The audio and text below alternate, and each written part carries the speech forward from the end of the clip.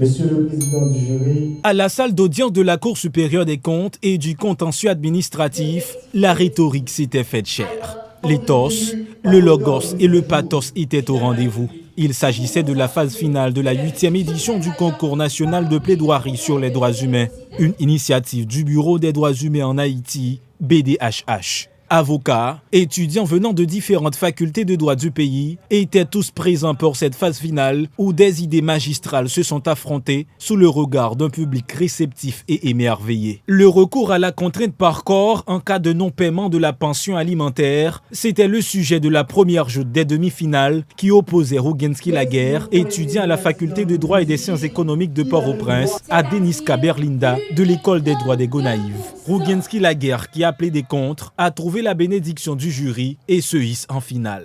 Le deuxième match des demi-finales s'est déroulé autour du sujet « La nomination des magistrats en l'absence de président de la République ».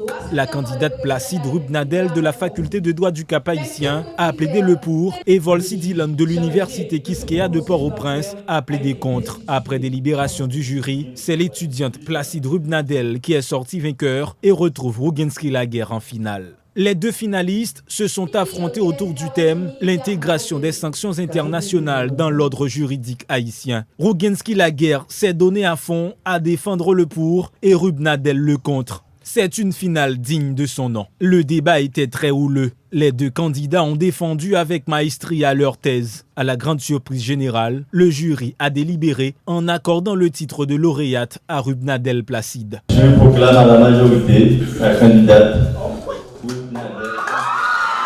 Visiblement satisfait de cette belle vitrine offerte aux étudiants en sciences juridiques pour se faire valoir, les responsables du BDHH se donnent rendez-vous pour la 9e édition.